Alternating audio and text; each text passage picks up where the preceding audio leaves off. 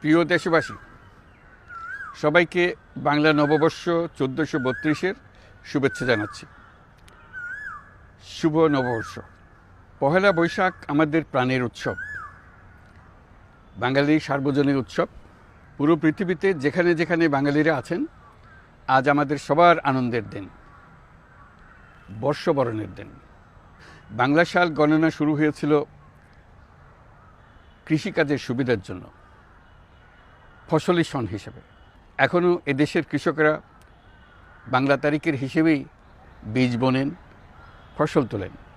বাংলা নববর্ষের এক অবিচ্ছেদ্য অংশ হালখাতা। এখনকার আধুনিক সময়েও এখনও এই হালখাতার ঐতিহ্যকে ধরে রেখেছেন বাংলাদেশের হাটে বাজারে, শহরে বন্দরে। নববর্ষের বৈশাখী মেলায় বাংলাদেশের জেলায় জেলায় উদ্যোক্তারা সারা দেশে ঐতিহ্যবাহী শীতল পাটি, মাটির হাঁড়ি পাতিল, খেলনা, হাত পাখা ইত্যাদি তৈরি করে নিজেদের সৃজনশীলতাকে তুলে ধরেন এই দিনকে উপলক্ষ করে। বাংলাদেশের সংস্কৃতি ও ঐতিহ্য রক্ষায় এবং একে এগিয়ে নিয়ে যেতে আমাদের সবাইকে সক্রিয় ভূমিকা রাখার জন্য অনুরোধ জানাচ্ছি।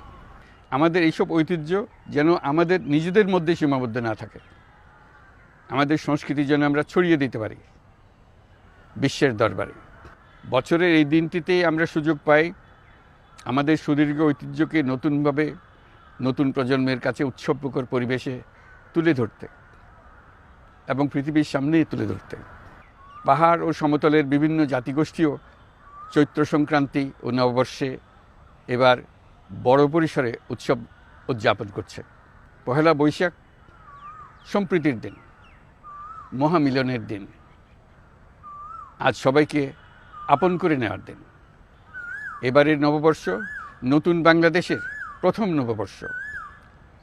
আসুন আমরা বিগত বছরগুলোর গ্লানি, দুঃখ, বেদনা, অসুন্দর ও অশুভকে ভুলে গিয়ে নতুন প্রত্যয়ে, নতুন উদ্যমে সামনের দিকে এগিয়ে চলি। চলুন নতুন বাংলাদেশ গড়ে তুলি। 24-এর গণ অভ্যুত্থান আমাদের সামনে বৈষম্যহীন বাংলাদেশ গড়ে তোলার সুযোগ এনে দিয়েছে। এই সুযোগ যেন আমরা না হারাই। বৈষম্যহীন বাংলাদেশ গড়াই হোক এবছর নববর্ষের আমাদের অঙ্গীকার।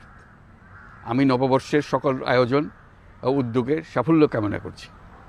নববর্ষ 1432 আমাদের সবার জন্য শুভদিনের সূচনা করুক। নববর্ষ আমাদের সকলের জন্য নতুন ও গভীর আনন্দের উন্মোচন করুক, এই কামনা করছি। সবাইকে আবারও আমার নববর্ষের শুভেচ্ছা ও সালাম জানাচ্ছি।